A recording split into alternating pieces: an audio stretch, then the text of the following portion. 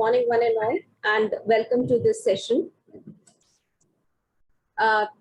We are very pleased to have you all, students and faculty, to this wonderful session wherein we will be exchanging information, knowledge, and we will also be discussing some of our queries and concerns that we have regarding the revised syllabus. So the theme for today's webinar is Redefining Nursing Education, the Road to Excellence. An investment in knowledge pays the best interest, as said by Benjamin Franklin. Education gives us an understanding of the world around us and offers us opportunity to use the knowledge wisely. This is the only thing that keeps you away or up from the animals. Nursing is a profession that requires great intelligence, motivation, and determination. And for having such nurses, we need to empower them with the right knowledge and skills. So here we are to discuss upon the revision that has been done to the BSc Nursing syllabus. And we all hope that our budding nurses will gain more knowledge and insight from this syllabus. To welcome my panelists, I would like to introduce them all to you. They do not need any kind of introduction. We will be having this panel discussion basically on the just to understand the revised syllabus and overview of that. You all may be having the syllabus or may have gone through the syllabus also, but here we are to discuss our doubts and concerns, answer to your queries, and also learn from each other. So stay tuned for the same. So I have my panel members here with us. All of them do not need any introduction as such, but still for those students who do not know them and should be knowing them as they contribute to the profession in their own ways, I would like to introduce them to you. Professor Dr. Bimla Kapoor. Madam has an extensive experience in the field of nursing pedagogy and administration, spanning more than 5 decades. Chairperson of the Committee of Experts in National Nursing and Midwifery with MOHFW and Government of India, consultant at FHI, EDSIL, WHO, UNICEF, and in various areas of nursing, established the Delhi Nursing Council and was elected as the first president of the council. Madam started the PhD Nursing, Diploma in Nursing Administration, and implemented the BSc Nursing nationally and internationally in Nepal and Seychelles. So who better not to have in this panel who will be discussing what was existing in the syllabus, what is the road defined, and how you will be having better knowledge with this revised syllabus. Welcome, Madam. Thank you. Next, we have Dr. Roy K. George, Director at Academics, Baby Memorial Hospital, and Principal in Kozhikode, Kerala, National President, Trained Nurses Association of India, with a total of 33 years of experience at various universities in India, controller of examination of the College of Nursing Admissions in State Kerala, and founder state president of Kerala BSc Nursing State Students Association. He is a very active member of the TNI board and a very amicable person to whom you can anytime approach for any kind of knowledge or any kind of knowledge sharing that you want to have. Welcome on board, sir. Next, we have Dr. Lata Venkatesan. Madam is the professor cum principal, College of Nursing, All India Institute of Medical Sciences, New Delhi. Madam has a rich experience of 31 years and with clinical teaching in the field of research and quality assurance. Madam has published several articles and authored books, editor of the International and National Journal Senate, Board of Studies, Governing Council member of universities. I welcome you, ma'am. She's another amicable person who is always available for us, and she has accepted this invite a very short span of, I can say, an hour. She accepted it. So welcome you and thank you all. Thank you, ma'am, for joining us. Thank you. Dr. Suresh K. Sharma, another eminent person in the nursing profession. Presently, he is a professor and principal, College of Nursing, AIMS, Jodhpur. ICN Global Nursing Leadership Fellow 2020, GNLI, Geneva, Switzerland, President of the Society of Perioperative Nursing and Society of Critical Care Nursing, India, Nurses Association of India Branch, and editor and member of the editorial board, peer review member of many publications. students and faculty must be knowing him through his books and contribution that he has made to nursing education. Welcome on board, sir. Professor Nurse Pondicherry received award for serving and rendering best service to the Institute in 2000. Around 20 and more workshops and conferences with the partial grant support from ICMR for 1 international and 3 national conferences. Published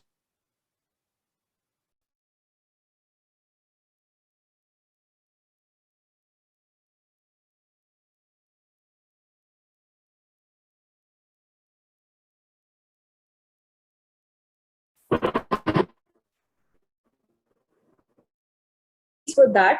So this was the profile of all our speakers, all the panelists who have over there. We are yet to start with the panel and now hand over the session to Madam Bimla Kapoor to take the panel forward. Good morning, and Madam thank you very Kapoor, much, Deepti, the moderator, for introducing all the panelists, all the experts, though they don't need any introduction. They are experts in their own field and have contributed a lot and are contributing. Welcome to all the faculty members and very dear students.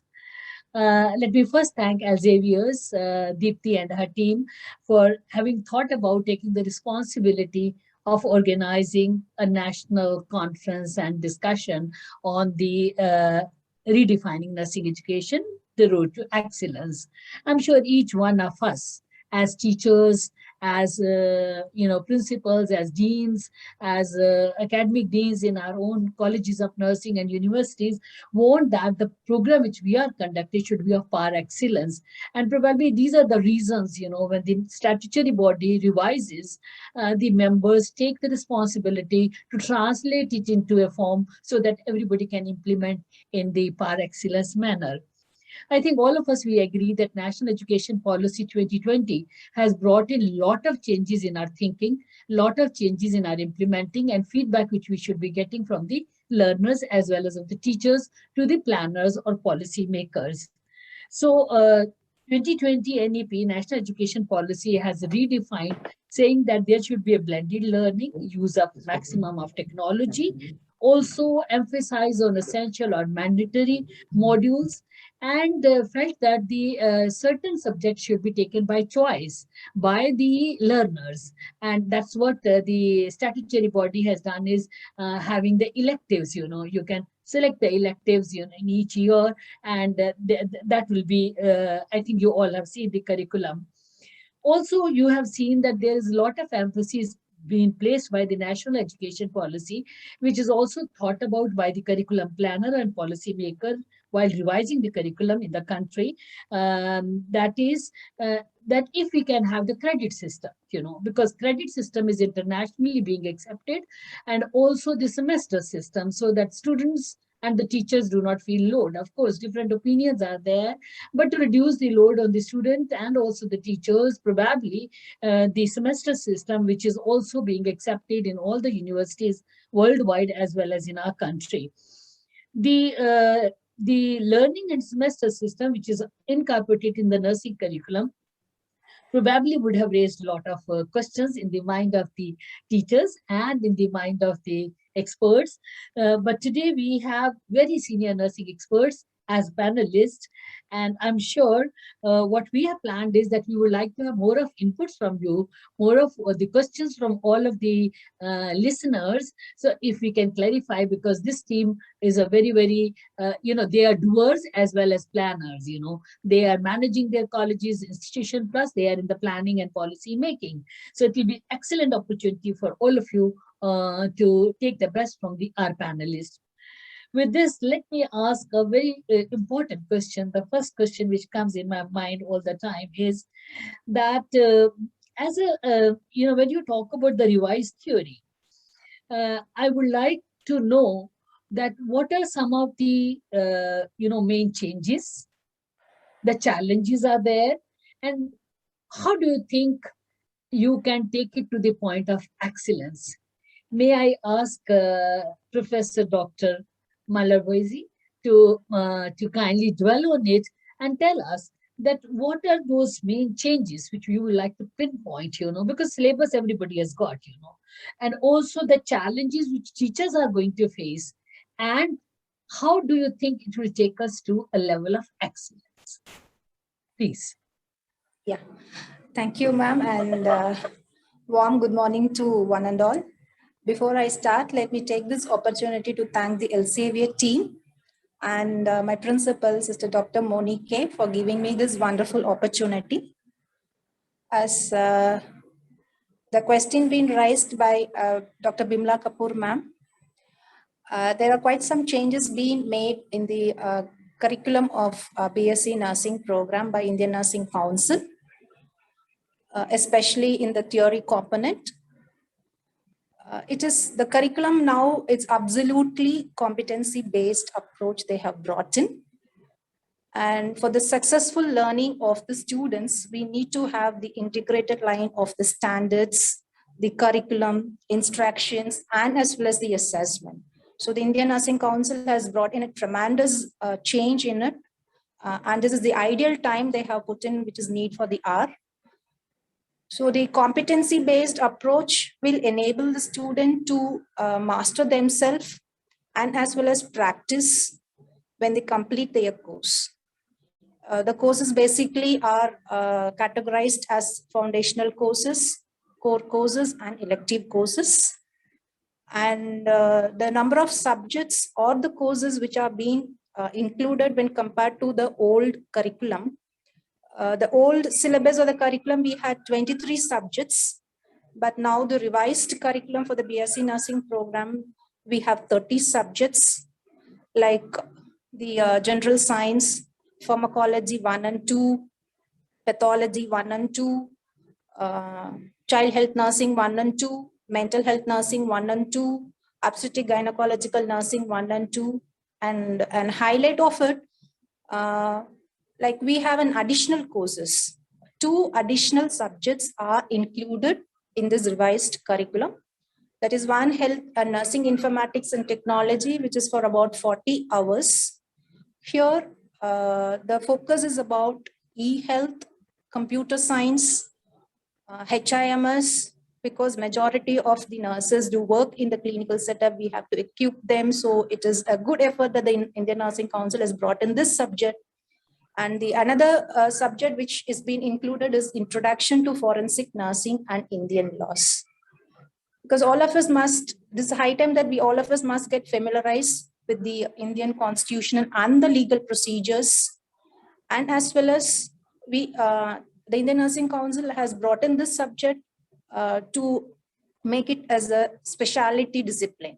So with this intention, these 2 subjects are being included in our curriculum. The next slide, please. And above all, from the annual pattern, it has been brought into a change as a semester system. And we have 8 semesters.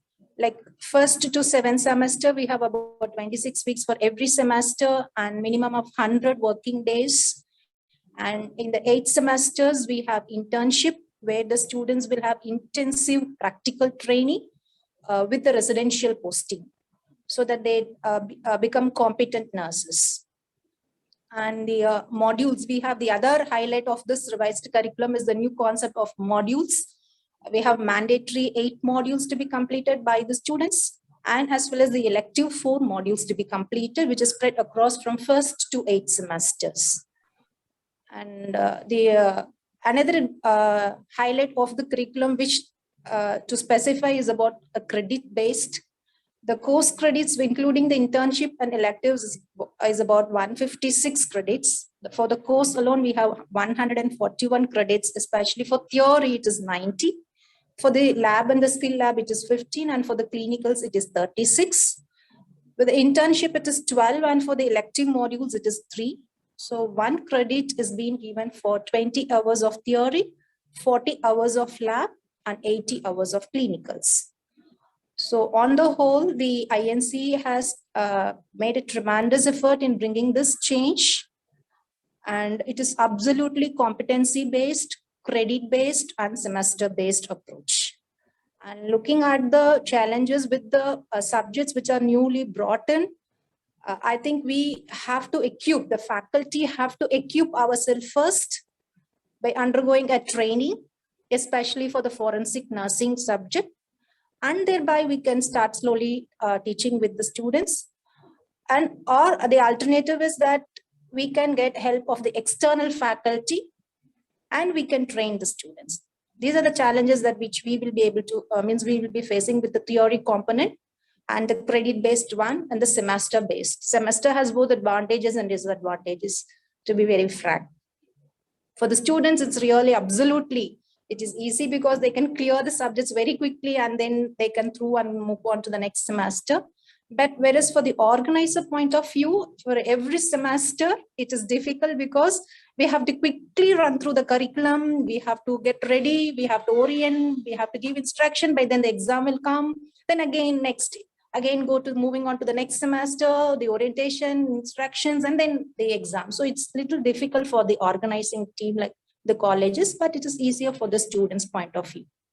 So these are some of the issues and the challenges which we might have in implementing this theory component. Thank you very much. That was very realistic approach, and I think you have highlighted what is different now. It's only 2 subjects which are added and electives are added, which is something good. And also there is addition of, some of the courses which are mandatory. The modular approach is used for that. You did say the challenges are for completing the semester system. I think it is apprehension of most of the teachers, because by the time you give the orientation, they get tuned to, they get accustomed to the classes, the time comes for filling up the form for examination. So that is a big challenge, but probably, one has to try it out how we take it. Thank you so much, Dr. Malarvai, because that was very pinpointing and focused information you have given to us in challenges as well as on the excellence. Dr. Roy George, you are managing your whole curriculum. You are also seeing to clinical learning of your students in a big hospital, baby hospital. Of course, you've got very good clinical nurses over there, and your teachers are there working in the clinical area. What do you think are the modification in the components which has brought in the hands-on skills for the nursing students to be taught by the teachers? And also what challenges it is going to bring up for the teachers to say on simulation learning, on competence-based learning, on clinical experience. So we would like to have your views on that. Dr. George, please.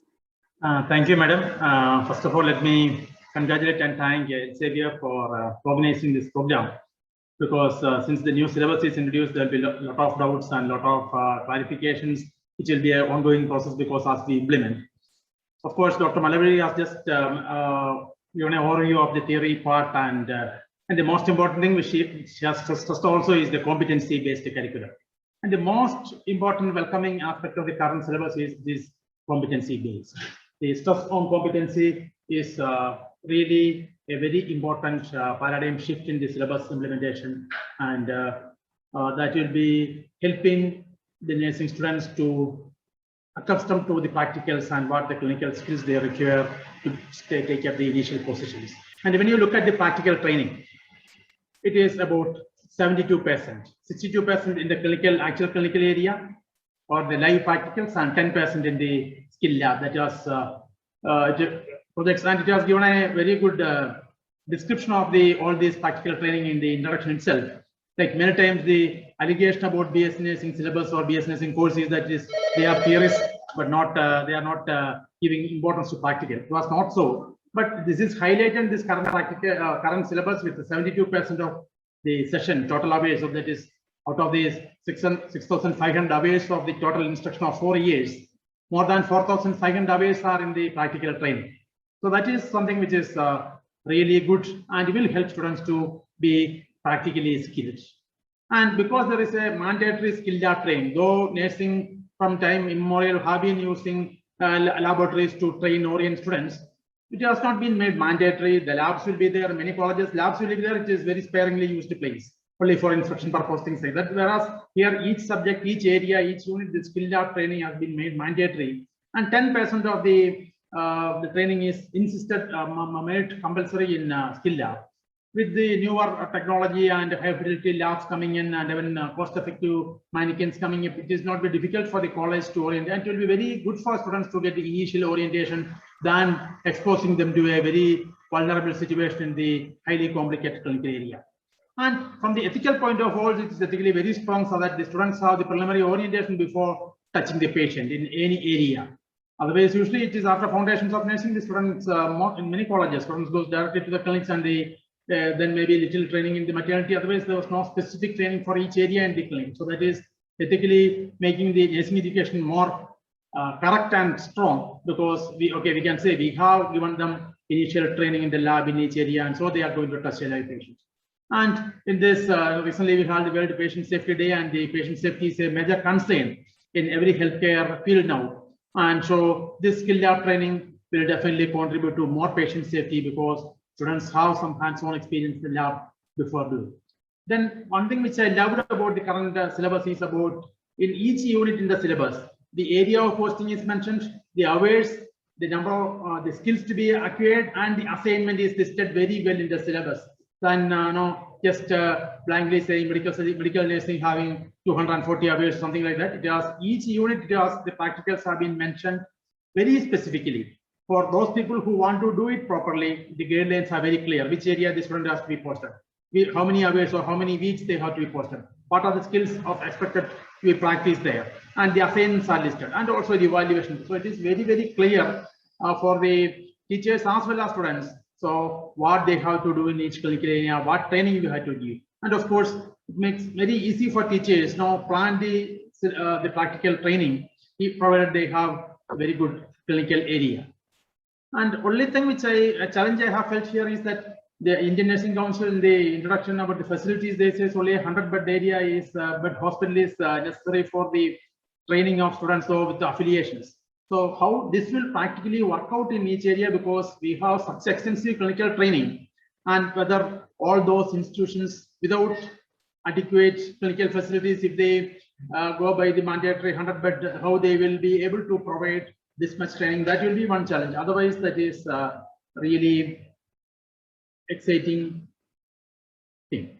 Next is practical training. Another one aspect which has been made mandatory is logbook with a competency check. Competency level, just now many times these logbooks were there earlier, but many times what has been done is once a student completes it satisfactorily, they give a sign, and then the student may not do the procedure for the all 4 year of the course later, because here, but here there is a competency level check 1, 2, 3. That is, initially they do satisfactorily, secondly they have done better, and third it is the competency have been acquired. So we have a definite check or assurance that the student has, if they have acquired the level 3 check, the competency has been acquired. So overall, that way the practical aspect of nursing training has got a necessary stress on this syllabus if implemented properly by all the institutions.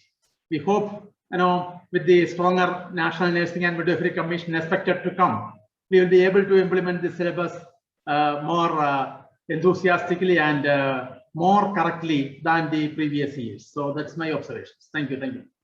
Thank you so much, Dr. Roy, of highlighting. But my question always comes that there were already simulation labs, as you already said.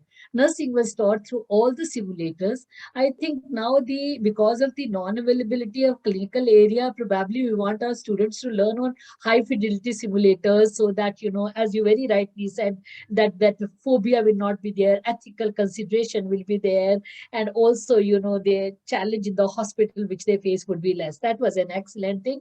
But simulators were already there. The high fidelity simulators probably is one area which will give us. Also, it gives ensures patient safety. You said that it is an excellent one because the excellence is that now the competency level will be checked. 1, 2, 3. Earlier also, I remember in RAK College of Nursing, we were supposed to give 3 minimum, practice. to the students in the lab and then the clinical area. But I think it is always good to have the competency level ensured so that students learn better. Yes, the challenge, of course, I agree with you that it is hospital affiliation. Well, let's see what are the challenges expressed by the listeners, are very capable faculty who is with us and the students. Thank you so much.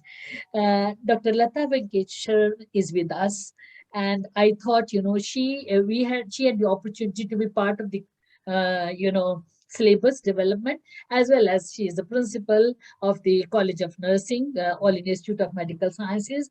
So we have really a good blend of what she is going to share with us is about the evaluation. I thought would be the right person. That what do you think the evaluation strategies adopted for theory and practical, are they anywhere different, or is there anything special which has been incorporated?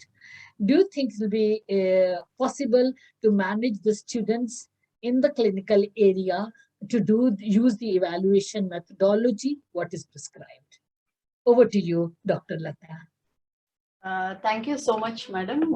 It's really a privilege to speak under the chairmanship of Dr. Bimla Kapoor, and thank you, Elsevier, for inviting me as one of the panelists.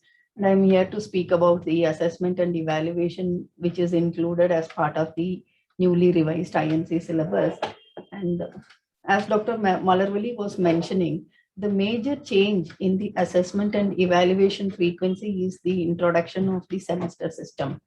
And the students are expected to complete all the subjects before they move on to the 5th semester.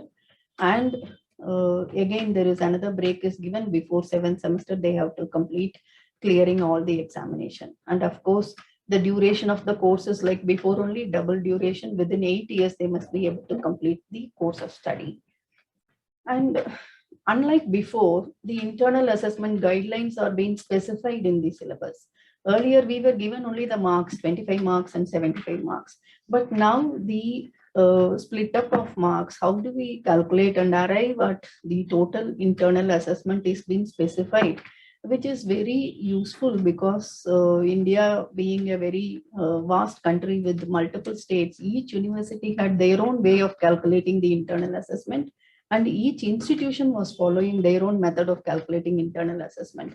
So as they have specified, I think uniformity is brought in calculating the internal assessment. And it is not only for the theory, they have given for the practical also, in which they have included continuous assessment and the sessional examination and how to arrive at the total marks, the frequency, everything is very clearly specified. I think this paves way to confirm the uniformity in implementation of the curriculum as well. And if we look at the examination pattern, they have included OSCE as part of the practical examination. Earlier, we had only direct observed practical methods in the clinical setting, but now that OSCE is being included. Though it was included in the previous syllabus also, many have not implemented it. Now they have given with the specific marks to be allotted for OSCE, and they have also given the guideline how many marks to be allotted in direct observed practical method. I think all the universities will take the efforts to implement OSCE into practice.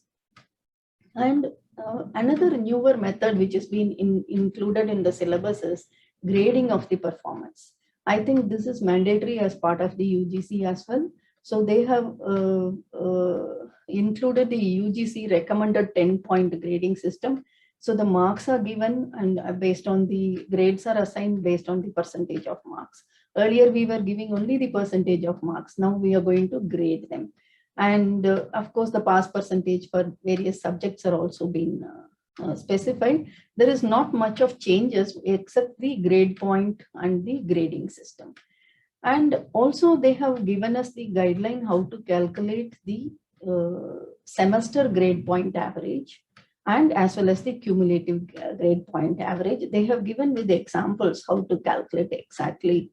And so this is how the cumulative grade point average is being calculated. I think this is very much essential because when our students go to other countries, they all have this cumulative grade point system, and they ask what is your GPA or CGPA, whereas we were not able to give as part of the transcript their GPA scores. But now we will be able to meet the requirements. It will be uniform. In our country, engineering colleges were following this system, but nursing colleges and medical colleges, we were not adopting this system. But then this will bring in a lot of convenience for the students wherever they want to go for higher education. And also, we used to have 6 months of internship in which the assessment was done, but it was not reflected anywhere. But now Indian Nursing Council has given the guidelines how we have to evaluate the internship and how we will do the competency assessment at the end of 7 semesters. And they also have given guidelines for that. And they also have given transcript format. That is really very, very helpful, because again, if you look at the transcripts issued by colleges, each one followed their own system. There is no uniformity. So here they have given guidelines how we can prepare the transcript and how we will classify their results into first class and second class. So those kind of guidelines are given. And in this entire newer system of assessment and evaluation, the challenges which might be faced by the faculty are, first of all, getting oriented to this grading system and how to calculate SGA and CGPA. So we require workshops, and we need to collaborate with some IT people and develop softwares. So probably someone takes up the initiative and gives a software which all of us can use. So the software will automatically calculate. You need to only enter the marks, and the software can calculate the SGPA, CGPA. Finally, it can also result in transcript, automatic transcript preparedness, because in the hospitals we have automatically the discharge summaries are getting created, because the activities carried out part of patient care gets accumulated in the discharge summary. So that way here also we can accumulate, and the system softwares can help us. And OSCE also, here I would like to share, in Tamil Nadu we introduced 3 years before OSCE method. We have standardized and we have prepared OSCE checklist for all subjects through Tamil Nadu Nursing Council, and we have given. Similarly, nationwide we have to have workshops and strengthen in OSCE. Yeah. Thank you, madam. Thank you so much, Lata. I think you made it very clear that what is done in the concurrent evaluation and comprehensive evaluation, internal and external, and also the grading system is something which was demanded internationally also. And now the other universities within the countries are also asking what is your grade, So that's a good approach. And the council, Indian Nursing Council, has worked out very clearly, how to calculate the cumulative average and as well as semester grade. Yes, I quite agree that transcript was being given by each college, and the international community always complained about it, that it's very difficult to transcribe, what is being mentioned by one college and the other one. So same format can be followed. Only thing is, some of the challenges which you said, these are very simple one, because most of the teachers are able to understand now the things. So maybe with the discussion, we'll clarify more. Thank you so much for having discussed in detail.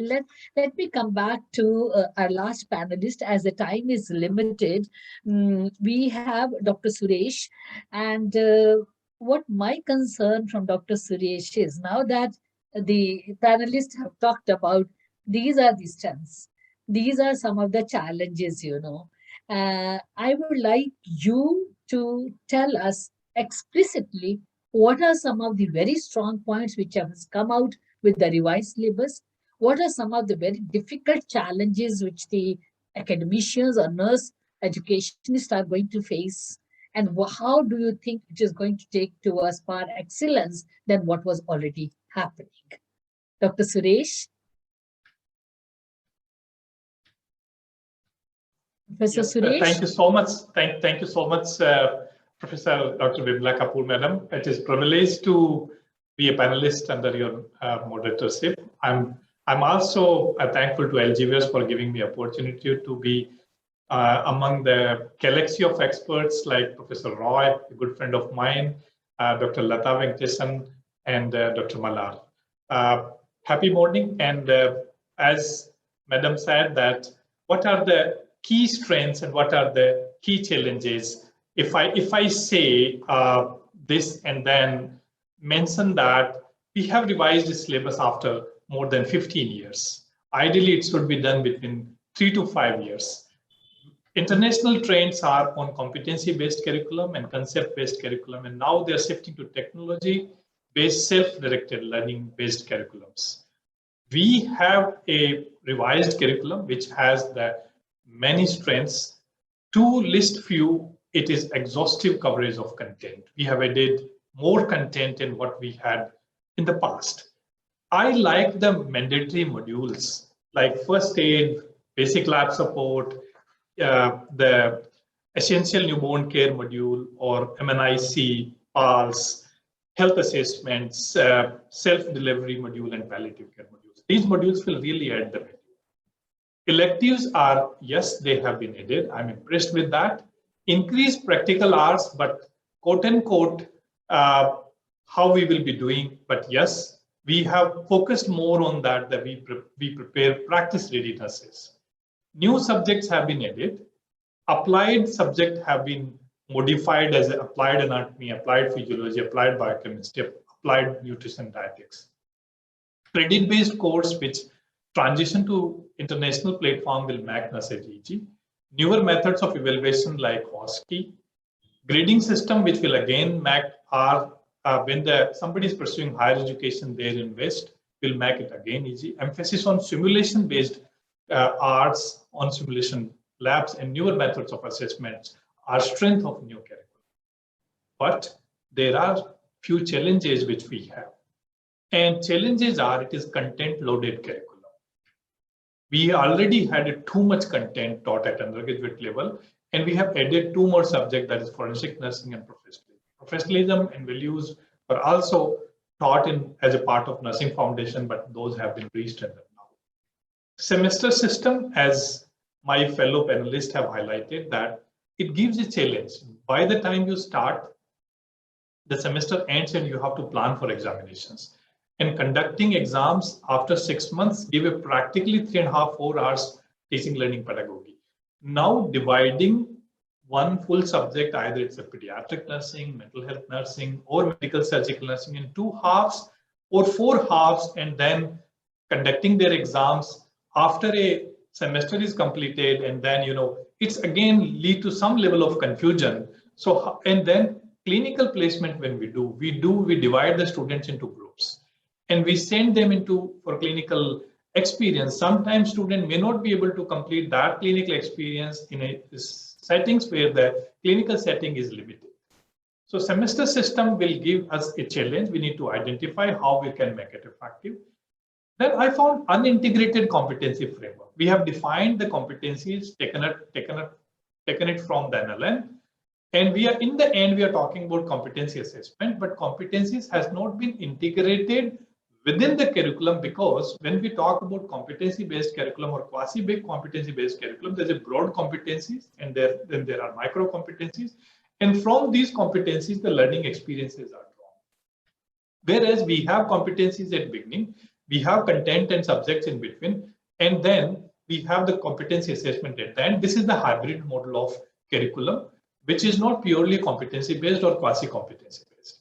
So how we say that we are ensuring these competencies to be ready among the nurses who we are producing.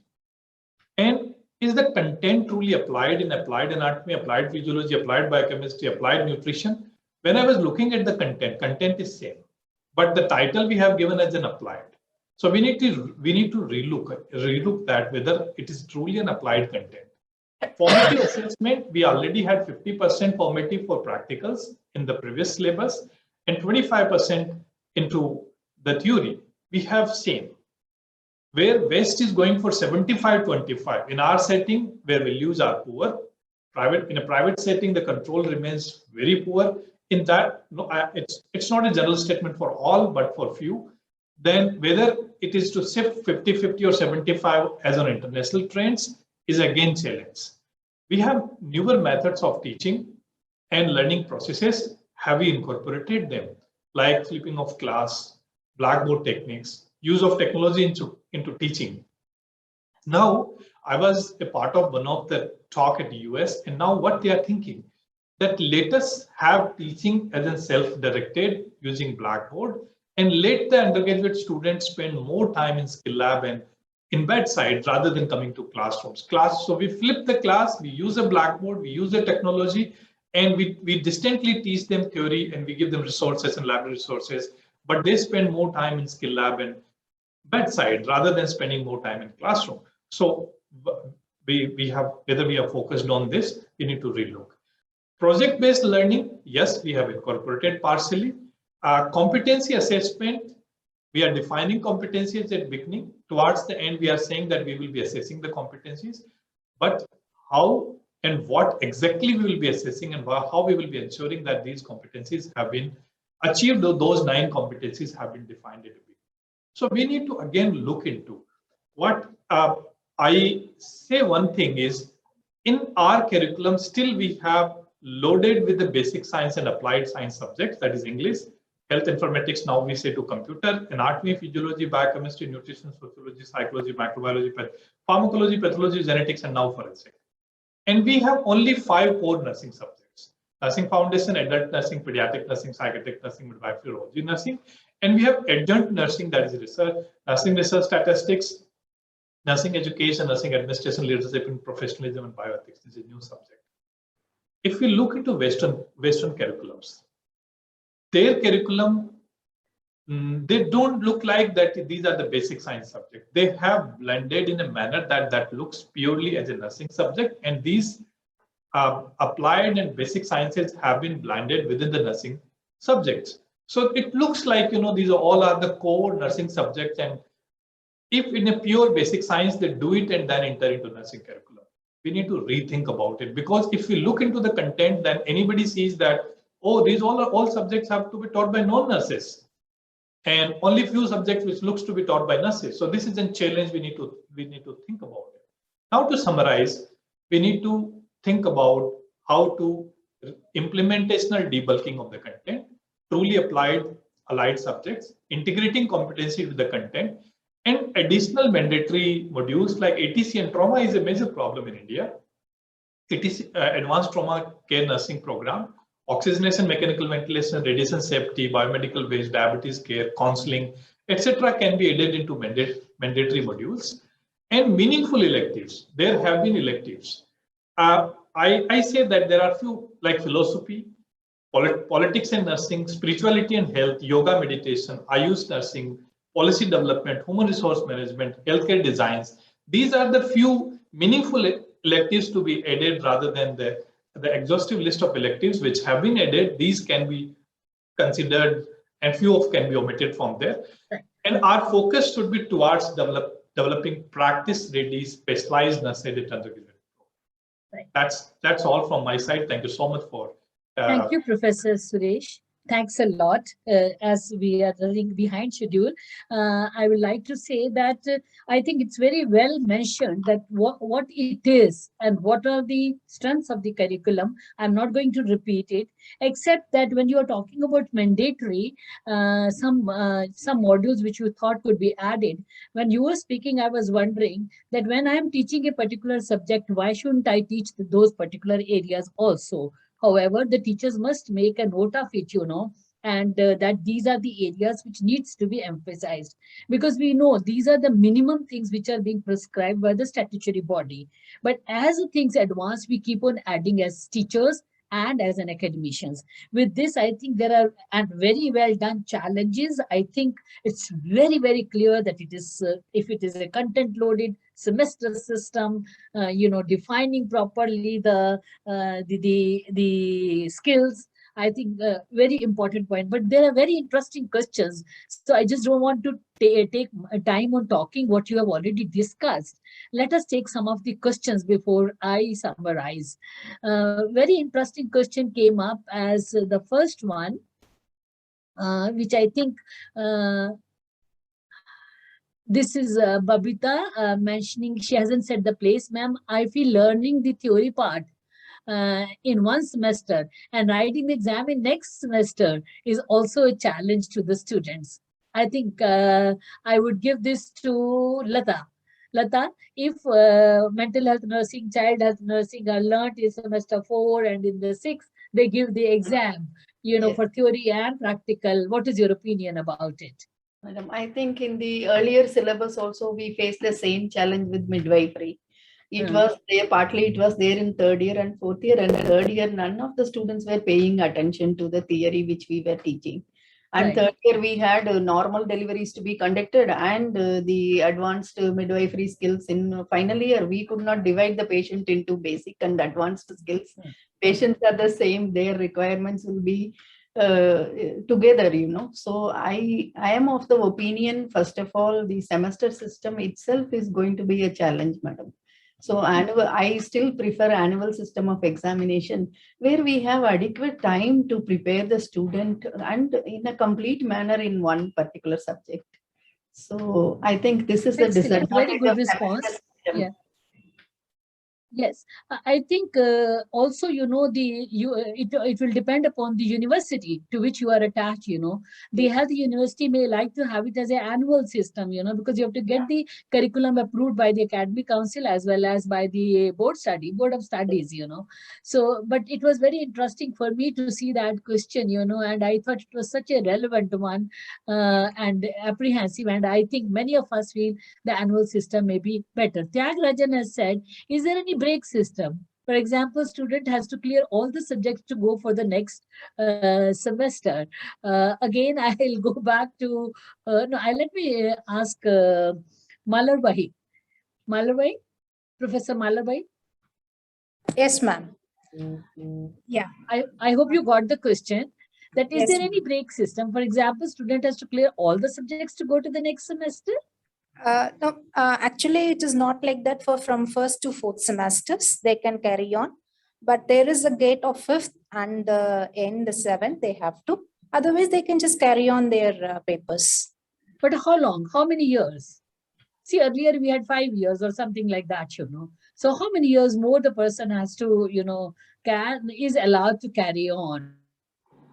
Actually, it is usually double the so just course anybody else duration. has the answer? Yes, Sorry, it is. Double the course duration? Yeah, it's Yeah. 8 years. 8 years. 8 years we are fixed. Okay, thank you so much. And one thing I would just want to clarify that a student can continue up to 4th semester, can continuing to write examination whether they pass or not. But for writing 5th semester, they have to clear all papers till 4th semester. I think that they can appear only. Thank you so much, Roy. I think it was very clear made by Malarwadi that till 5th semester, they have to clear everything. Okay. And also the double the duration is given. I hope, Tyagarajan, your question is clear. Let me take up Babita. This specific marking is very much accepted, but how to allocate marks for items like attendance, 2 marks, how to classify student 100%, 80%. I quite agree. 2 marks are coming from a pocket I am going to give to everybody. Do we really need to take away 2 important marks from the clinical examination to give to attendance is a big question. Yes, please. Let me talk to the theory examination person. Oh, Lata. Dr. Lata? Yes, madam. I think it is difficult to divide the mark, but at the same time, the students also will come regularly, madam. The present generation, sometimes they are not regular to the clinical area. They are not regularly attending, So those who are, Lata, sorry for interrupting. Those who have 75% attendance, they'll get 1 mark or 1.5. See, yeah, I mean, yes. This is a very difficult thing, and sometimes I always felt, giving from the pocket 2 marks to all the students out of 30, So I think this is a big question, and whether we need to classify it into 75%, 40, 25%, 50%, and then 100%. Okay, half for each quarter probably. I do not know. That was also a very important question and very concerned question. Deepti, you can stop us in between because I would like to take, because these are very important questions which came up, which I'm picking up. What will be the staffing pattern? Should the clinical instructor work as a staff nurse and supervise the students? Can the students be posted round the clock in clinical and have classes between? I think the question goes right to Dr. Roy George in the clinical area, because he's also interested in the hospital as well as students learning. Yes, Dr. Roy George. See, the first thing is that clinical instructors working as staff nurse, actually not as staff nurse in the clinical area will be really good, because the INC has already proposed the dual integration of clinical and teaching work, academic work. But though they have proposed it, it has not been very clearly made in the syllabus, one thing, because of course, because of the other constraints maybe. But it will be good if the clinical, at least the clinical still there in the clinical. But they can be, students can, posting students in the round the clock will be difficult in the current syllabus, because it is specifically mentioned in the first year it is 4 hours and second year it is 5 hours clinical area. So if at all you are posting in round the clock, means where will you find time for the clinical the theory part? Of course, the students can be sent in different shifts to get the experience of all whether morning, afternoon or evening, but the number of hours is typically fixed as 4 hours or 5 hours. So that is clear there.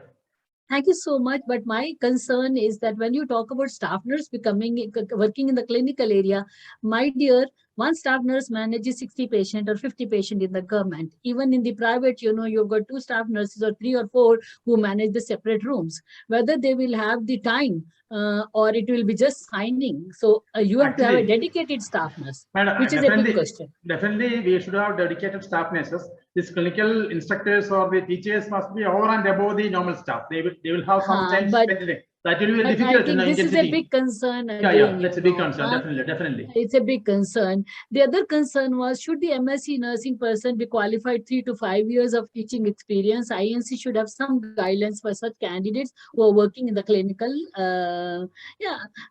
Actually, I mean, yes, I can say this answer myself also. Should INC have the criteria 3 to 5 years, or what? Those who are working, if there are job opportunities, and they can apply and become, you know, because INC can give you the minimum guidelines. Anybody would like to dwell on it, because this is that if a staff nurse is working with the MSc nursing with 3 to 5 years teaching experience, then they should be encouraged to, to be mentors. Why not? I don't think there should be any question of not. That can be collaboration with the College of Nursing and that of the clinical side. Am I right, members, panelists? Or would anybody like to add? Yes, ma'am. Yes, ma'am. I fully agree what Professor Kapoor said. There's a practice in Western world. What they say, they float a circular, the people who would like to be interested being preceptors. And then they say that this is the qualification preceptor. They don't say master's qualification. They say even undergraduates who had 10 years of experience into that particular specialty and had a course on how to be preceptor. So they take a certificate course, then can become preceptor. Once somebody is a preceptor in particular ward, preceptor is allotted to the students. And then preceptor can assign the students, and then they can learn under her preceptorship. So that's excellent. But these preceptors can be also managed by the College of Nursing. Yes. See, it is not necessary for INC to prescribe the preceptors, but instead of calling them clinical instructors, staff nurses working, they become the preceptors. Yes. Staff nurses are preceptors, whether you take them as a faculty in College of Nursing or they become the human resource of the staff, service staff, that you will have to work it out. Okay. Community health nursing, Gomati says community health nursing should be included in the core subject. Isn't it in the core subject? Community health nursing? The question is Malarwadi. The question is Professor Malarwadi. The question is community health nursing should be included in the core subject. Yes, please. Dr. Malarwadi, you are there? Am I audible? Hello? Yes, ma'am, you are audible. Okay. Just want to check with Professor Malarwadi. It says that community health nursing should be included as a core subject. If she's not able to get, anybody else can answer. Okay. Yes, ma'am. Community health nursing is itself a core subject. But it is not included, she is saying. No, it is included. Who said it's not included? Gomti just asked a question. We'll check it once more. Yeah. Okay.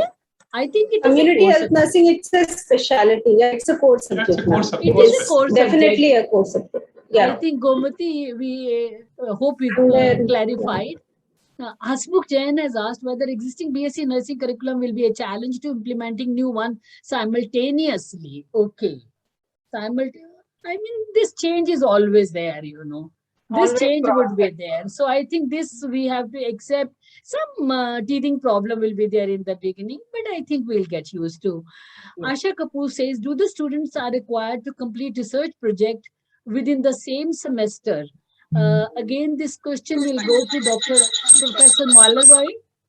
Ma'am, I'm sorry, I had a network issue there.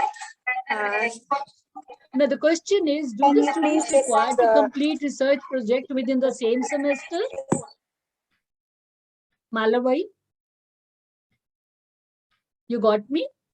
yes, yes, ma'am. Actually, the research project has to be completed.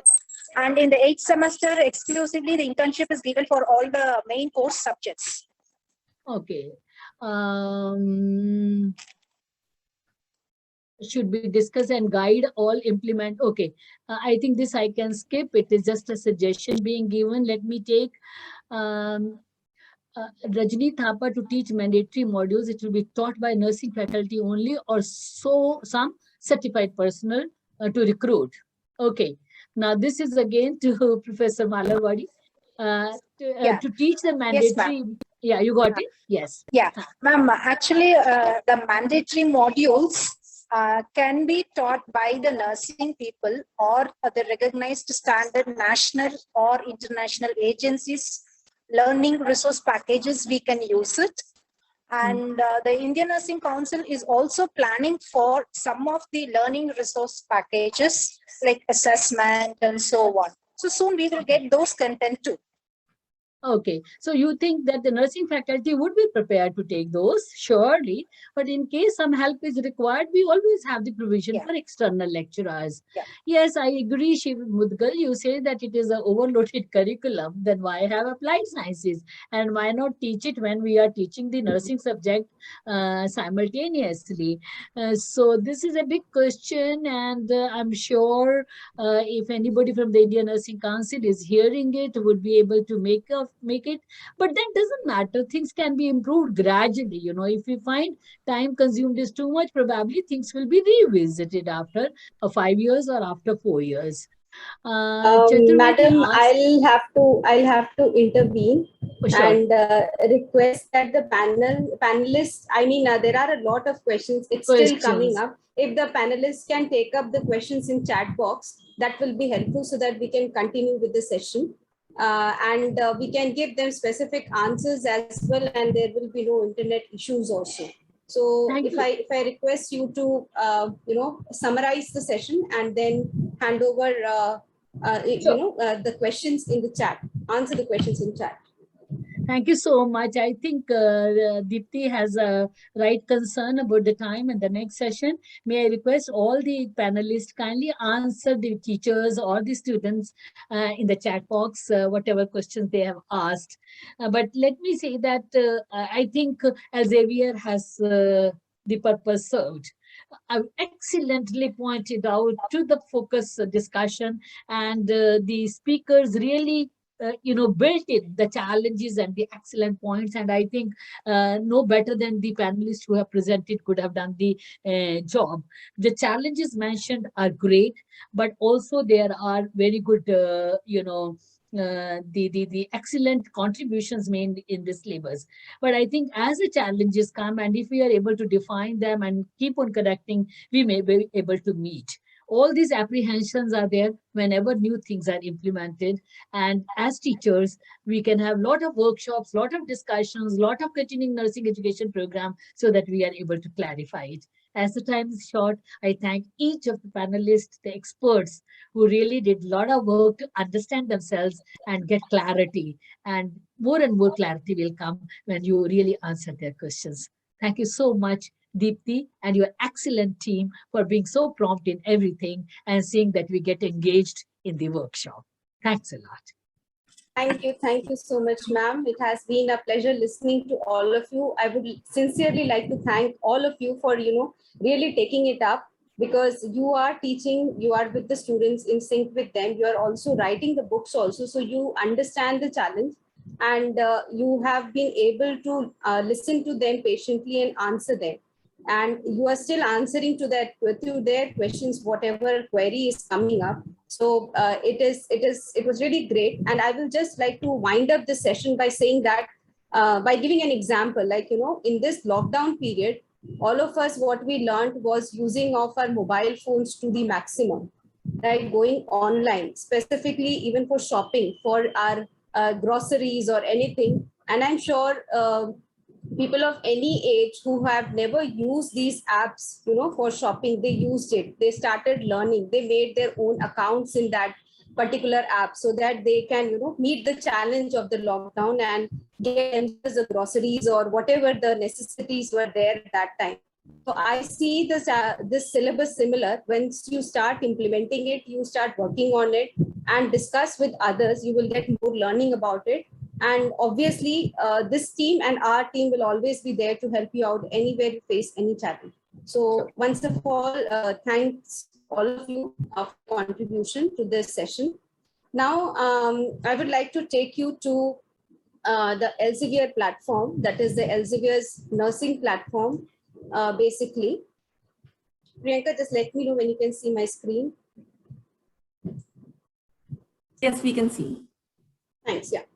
So this is, I'll try to take you quickly through our portfolio that we have in Elsevier, and what are the textbooks and resources that are available for you for different year of students. So all the faculty and students who are listening to me, this will be helpful for you. So if I say Elsevier is a global information and analytics company, and it will help the institutions and professionals to progress science, healthcare, and improve performance. So we have various fields on which we work ardently, and see to it that our customers or the students and faculty mainly, they are satisfied with the services. To move further, these are some of the products that Elsevier has. Clinical Solutions Key, research platform, which is known to everybody, books and journals, education, R&D solutions, research and intelligence, and product tools. So I myself take care of the nursing books category, and this is where I will be focusing today with our new releases and whatever titles we have. So Elsevier, basically, if you have seen our logo, this has come out from the elm tree, or we call it as the knowledge tree. So that is where we always focus, that we provide the best possible education to our students and faculty, and the best resources are made available to them. Coming to the first year of the BSc Nursing students, these are some of the titles that are available, and I would like to mention that the star marks wherever you see are the new titles, the new editions of the titles, which are based on the revised INC syllabus. So you can make a mark for yourself. The first one being Rosen Wilson, which you already know about anatomy and physiology. It's an international text, but it is truly acceptable in India, and we have been using it since ages. The next one is the Potter and Perry Fundamentals of Nursing. We have the author also with us, Dr. Sharma here. This textbook is a comprehensive text, and it is the new edition will be released this year, probably in this month itself. So this is the cover of the book that you can see, and this is completely and purely based on the revised INC syllabus. The second part of this book is the Potter and Perry Essentials Foundation of Nursing, or the Nursing Foundation. And this textbook is, yeah.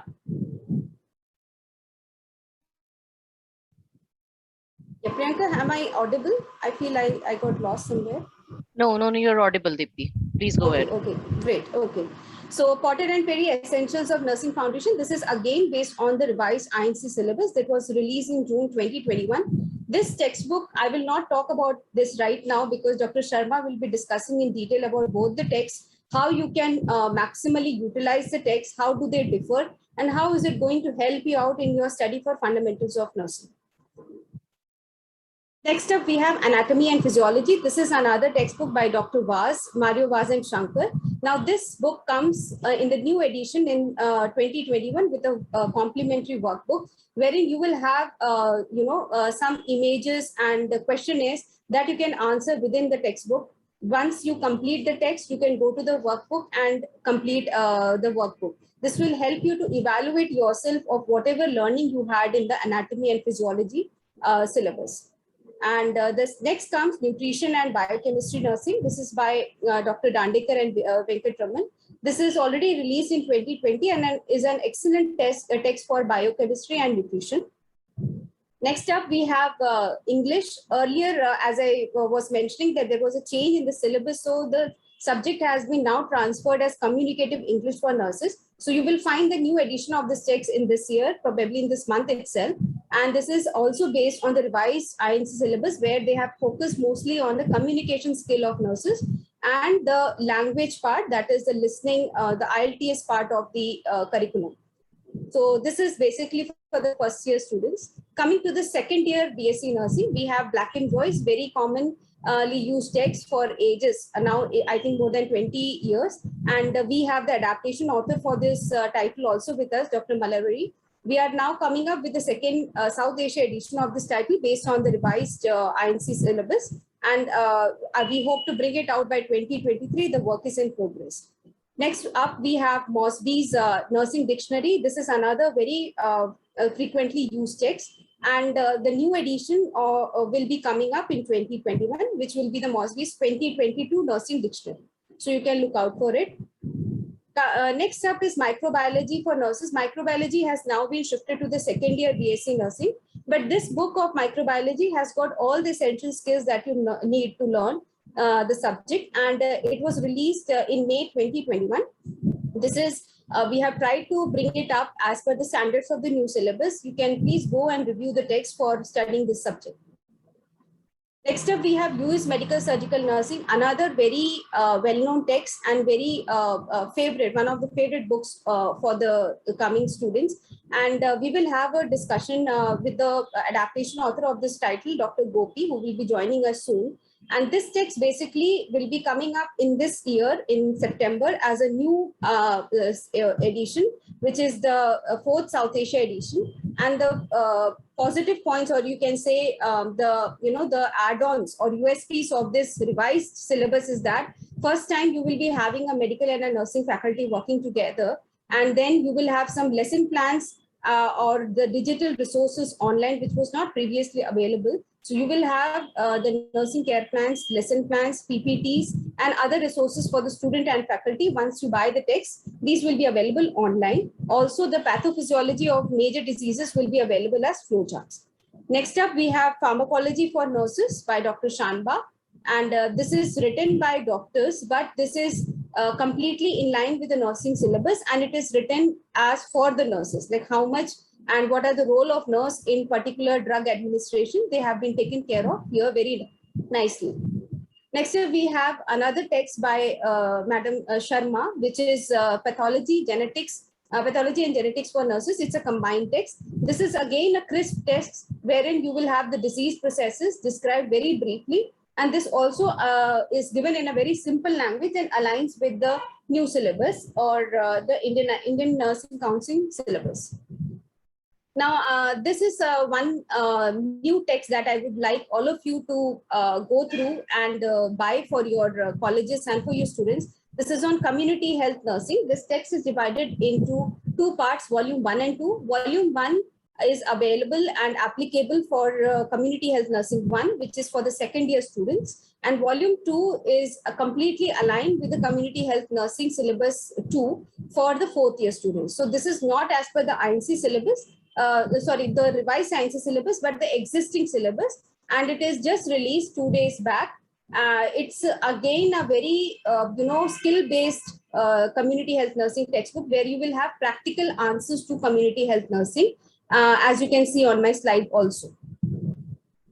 Coming up to the third year students, we have Wong's Pediatric Nursing. This was an internationally acclaimed textbook, which we have been using since years. And then we did the adaptation, the South Asia adaptation of this text. Now we will be coming up with the third South Asia adaptation of this book by Dr. Sareen. And this will be released in 2022. So we are just waiting to have this text at the earliest to be provided to you. Another text in pediatrics is by Dr. Asuma Bibi, and this is a concise text category wherein we want something very simple, student friendly, and where students find Wongs a little difficult, you can opt for this text. The concept of pediatric nursing is given in a very simplified manner here. Next, we have the last year's release for in the category of psychiatry nursing. This is a essentials of psychiatry and mental health nursing, and it's a concise text wherein focus is given on the concept mapping, focus is given on the clinical solutions and situations where you can handle with the students, and some of the unanswered questions in psychiatry nursing which are there can be found in this. The first edition was released in 2020, so you can grab a copy for yourself. Next up is pharmacology, again, that I have already discussed. Then is communication and education technology, which is now transformed to nursing education as per the new syllabus. So we will be revising this text. This is again by Dr. Sharma, and we will place it in accordance with the Indian Nursing Council new syllabus for the UG and PG students. So this is again a very sought out text and student friendly text. So we will give you the updates of the new edition that will be coming up. Next step is nursing research and statistics, another very student-friendly text on research and statistics. This is again being now updated as per the revised syllabus and will be soon available to you. The work is in progress on this particular text. The next text is Management of Nursing Service and Education. This is by Dr. Clement. This is also a very easy to read style and sought out by the students, and this was released last year in 2020. This can be applicable for the third year students, the present third year students, though the subject has moved to fourth year as of now. So you can look into the text for yourself and grab a copy of this particular title. Then comes obstetrical nursing. So you already have a text of Miles that we have. Apart from that, we have a concise text category by Dr. Pudar. And this text is basically focused on the skill part. So all the concise category texts are more focused on the skill rendering part for the students. And it also has a revamp of all the basic important aspects of midwifery and obstetrical nursing. This edition of the book was released in 2019 and it is yet to be revised as per the revised INC curriculum. And this is another volume of the text of community health nursing by Dr. Gangadharan that I was talking about. The first edition has already been released, and this is appropriate for the fourth year students who are studying the current syllabus. And the volume 2 of this book is aligned with the community health nursing tool title or subject, sorry. This is something which I would like to bring to everybody's notice, that the nurse practitioner critical care course that is introduced by INC lately in 2018. Now we have a text solely dedicated to this particular course, and it is by Dr. Jyoti Chakrabarti. It is the theoretical basis for advanced nursing practice. This is completely compliant to the Indian Nursing Council syllabus for the NPCC, and this is the first textbook that is specific to the NPCC course. So it is released, it was already released in 2021, and I will request all of you to kindly request for the copy of this book. It is an excellent text if you are running the NPCC course in your institutes. Coming to the exam prep categories, the QRS or the quick review series, we have this all for all 4 years of students. This is given or written by Dr. Anu Kaushik, and the specification of the book is that we have around 10 years of question papers which are solved year-wise for all the students. This will be helpful just before the examination when the student wants to revise the curriculum completely. That is why it is placed year-wise for all 4 years. And we are also coming up with the QRS 3 and 4 in the upcoming year, in this year, 2021. So that will be helpful for the third year and fourth year students. And we are revising the QRS 1 and 2, which is for first and second year, as per the revised INC syllabus. So I will request the faculty who is there to reach out to our education consultants who may be coming to your institutes to have at least a library copy in your library so that students can go through it and make use of it. Next up, we have the skills category, wherein we have a recent launch of the skills category textbook, which was an adaptation text, the Elsevier Clinical Skills Manual in 4 subjects: nursing foundation, medical surgical nursing, child health nursing, and obstetric nursing. This text basically covers major nursing procedures, and it is also accompanied by skills video. That in, if you are teaching some particular procedure in your institute or to the students, you can help them look at it when you are doing the online classes with the help of these online videos. So that is a major plus point to this book, and it is, since it's a South Asia edition, it is compliant to the Indian Nursing Council syllabus, even though it is an adapted text. Then comes the competitive and the licensure exam category. You have seen or come across the Saunders comprehensive text, which is again a very sought out text which we use as an entrance exam preparation for almost all examination, whether it is for your MSc entrance examination, for your licensure examination, or any other kind of government and non-government entrance examination. The new edition was released in 2020, and you can go through this book to have a good preparation for your NCLEX RN exam. And I would say that the fourth year students must be ardent to use this book, because you can start preparing yourself right from your final year for your competitive exam. And there is a second category of this book, which is the NCLEX Q&A review series. This category is basically having more focus on the test taking situation. That means it has more of question and answer.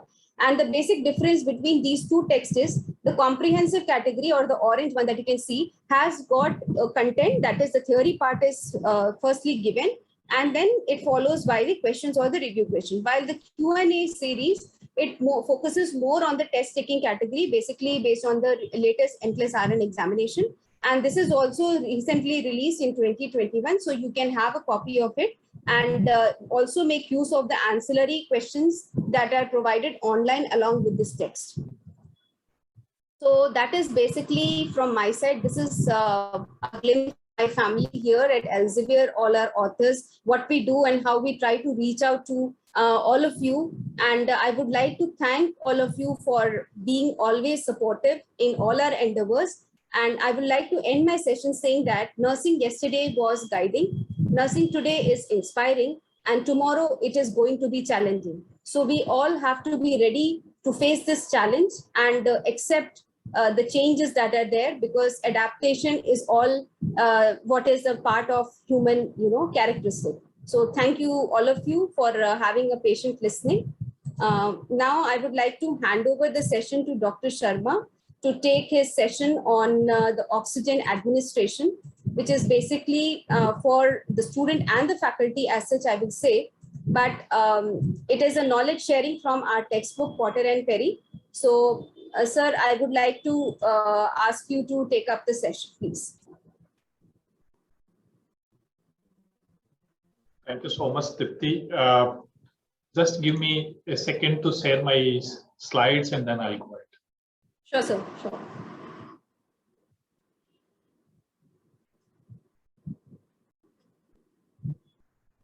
In the meanwhile, I'll just like to make an announcement that this session, you will be definitely getting your registration certificates. Your certificates will be provided. That was a query which was raised. You will definitely get the certificates on your registered email IDs. And also, if you have any queries, please keep on typing it in the Q&A box so that whatever questions you have, it can be sorted and cleared right now.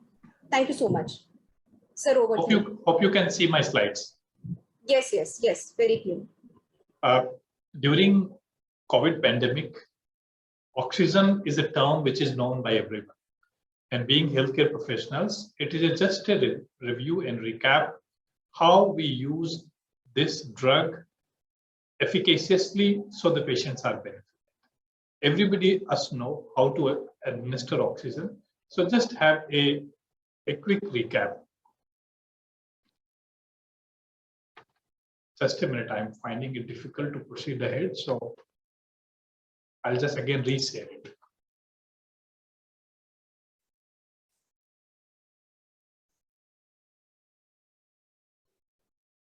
Fine. It has been well said that I have had an horribly busy day converting oxygen into carbon dioxide. All of us, we are day in, day out consuming oxygen and converting into carbon dioxide. We can't survive for more than 8 to 10 minutes without oxygen.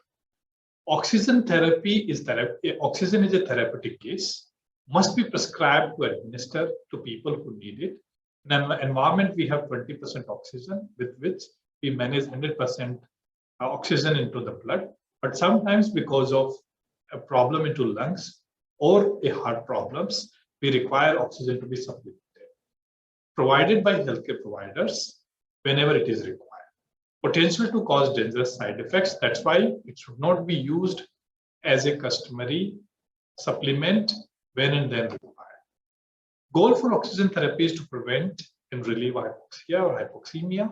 Any patients with impaired tissue oxygenation benefit from controlled oxygen administration. Safety precautions while using oxygen therapy. Place the sign for oxygen use and no smoking because it can trigger fire. Keep open flames at least 10 feet away from where the oxygen is administered.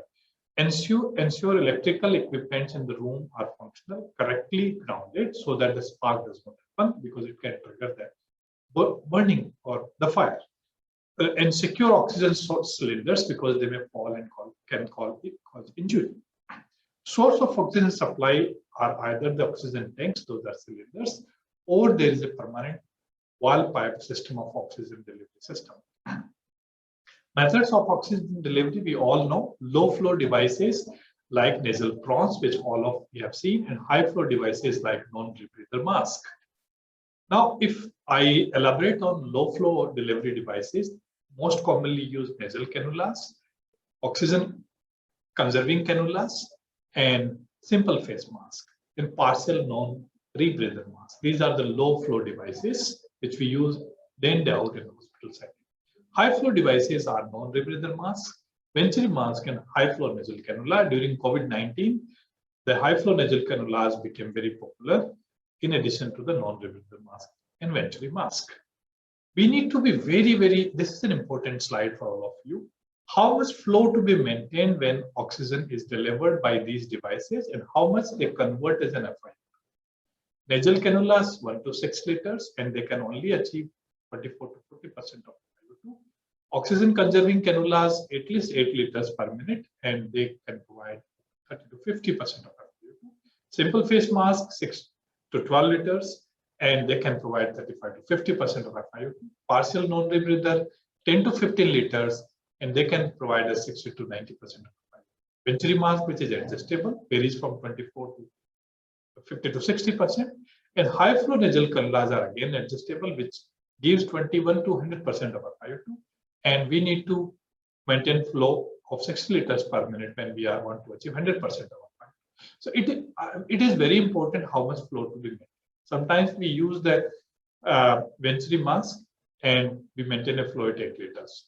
It's not justifiable when you are adjusted to full flow. At least 15 liters per minute is mandatory minimum. In low flow, when you give more, it unnecessarily leads to dryness. So this is one of the important slides. Now there are advantages for every device, and nasal cannula is more convenient to use and effective in maintenance therapies. But yes, they can lead skin irritation, frequent. They are disclosed. Oxygen conserving cannulas are indicated for long-term oxygen use for home and hospital, but these cannot be cleaned and they're more expensive. So we need to use them cautiously for people who can't afford. Simple masks are short-term therapy for the patient when we are transporting, and they're contraindicated when there's oxygen retention can take place and this patient feel catastrophic and there's a risk of aspiration. Partial non-rebreather mask, again, short-term delivery for the increased FIO2 needs, and easily humidified oxygen can be delivered and does not dry the mucosa too much. But hot and confining may be irritating to skin, interfere in eating and talking. Bag may be twisted, kinked, and should not be totally deflate. So these are disadvantages. In a venturi mask, we have adjustable, provide specific amount of oxygen, and we can humidify it. We can administer constant FiO2. We can regulate it. But again, irritation, therapy interruptions, specific flow may not be sometimes delivered. High flow nasal cannula, wide range of FiO2 can be delivered from low to very high, that's 90%. Can use for adult children and infant, and FiO2 dependent on patient's respiratory pattern can flow not only with this device and risk of infections because it has humidity and hot air is humid air is there. Applying nasal cannula and oxygen mask, we must use the equipments like oxygen tubings, humidifiers, sterile water for humidifier, face shields as needed for risk of spills for the healthcare professionals, oxygen source, oxygen flow meters, oxygen use inside, and pulse oximeter and stethoscope for oxygen delivery. These are the common steps when we use the mask or nasal cannula for applying them, and we all are aware about it. And this is how they need to be applied. Nasal cannula, see, so that it needs less irritation and does not get this loss very frequently. And this is how the face mask should be used. So leads to less irritation and effective oxygen delivery devices. Now, clinical decision point is excessive amount of secretion, signs of respiratory distress can have a reduced, oxygen saturation. So suctioning need to be done. Secretions patients, must be chest must be auscultated, and there is a sudden change into vital signs, LOC behavior that signifies you that you need to assess the patient and readjust the thing so that effective oxygen delivery happens. Home oxygen is patient whose disease is stable and they may require oxygen delivery at home, and they are maintaining less arterial oxygen because of underlying lung pathology. Administered by nasal cannula and face mask, preferably at home, and permanent tracheostomy T-tube and the tracheostomy collars are also used for home care. Need for extensive teaching for the patient is oxygen safety. The fire is a major risk. Regulations of the amount of oxygen, because high oxygen can lead damage and low oxygen lead hypoxemia and then permanent brain damage or other tissue. Obtaining the troubleshooting equipment and how to use a prescribed home oxygen delivery system, when to contact local emergency medical services when they are in need. Now, oxygenation and COVID, just a quick review, is we should start with nasal cannula. When the patient is stable, we can shift and non-rebreather mask, increase FiO2 required when saturation is less than 92%, or we may shift to the high flow nasal cannulas. And if not maintained, then only we should go for non-rebreather positive pressure ventilation and not then intubation. So this should be the progressive step of using oxygen delivery devices. And evidence shows that high flow nasal cannulas are preferred over non-invasive ventilation patient with acute hypoxemic respiratory. Evidence suggests minimal benefits of awake prone positioning during supplemental oxygen. However, using awake prone positioning as rescue therapy for refractory hypoxemia to avoid intubation in COVID patients have been very effective. So this is, we need to keep into mind. So take home message is oxygen is a drug, need prescription to administer. It should not be stored and used at home without instructions and prescription. It is helpful in preventing and relieving hypoxia and hypoxemia. It is delivered by low flow or high flow devices based on the need of the patient. Oxygen must be used with caution and patient must be monitored regularly. The content comes from what the Dipti have shown us, our third edition of Portrait Berry Fundamentals of Nursing. This is fully compliant with new curriculum and it is a reference book. Faculty and students will be really feel benefited with the new content. And Essential Nursing Foundation is also a quick review, a smaller, for the people who want to have a quick review of the content. Thank you so much. If you have any questions, I may take it. Thank you so much for your patience here. Thank you so much, sir. Thank you for that wonderful session. I think still people are suffering from the COVID pandemic, and those are caretakers or our nurses who are taking care of these patients in the hospitals, they can utilize this knowledge far about the latest updates. I'll thank you for that session. Now I'd like to welcome Dr. Gopi, who's already there with us. Sir will be taking our session on the evidence-based nursing. Dr. Gopi is an associate professor at the College of Nursing, AIIMS, New Delhi, and also the editor for US Medical Surgical Nursing, 4th South Asia edition. Sir has many affiliations to his credit, which maybe none of the panelists, I would say that which will fit into the screen of mine. But it's a hearty welcome from the Elsevier family. Dr. Gopi, over to you for your session. Thank you, Dipti. Thank you, Elsevier, for inviting me. And good afternoon, everyone. Good afternoon, Sarma, Dr. Sarma, there with us. Thank you. Nice to see you. It is. Can you able to? Okay.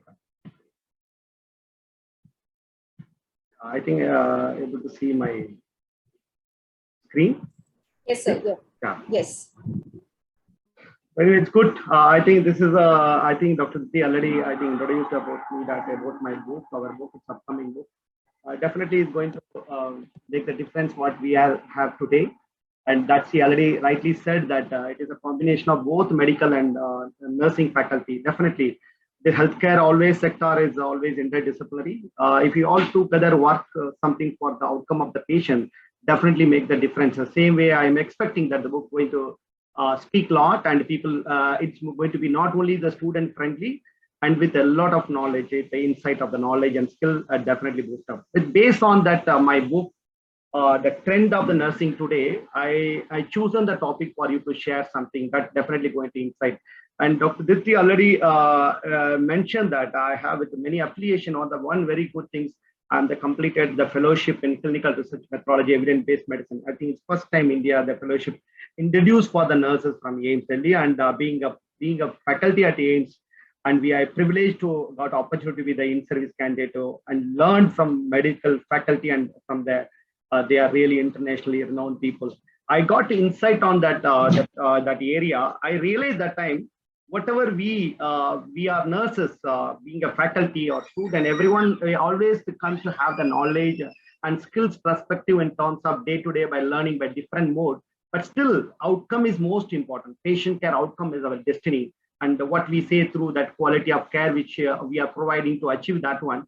But it is not possible without enhancing the quality, or again enhance the quality with through applying the evidence-based practice. This is maybe the very new term even to the medical community. They 1992 only they come to grounded on this area, but now well transformed into the every discipline is most important as what nursing discipline. That's really even though we know we are learning, we are doing systematic review, meta-analysis, we have conducted many way.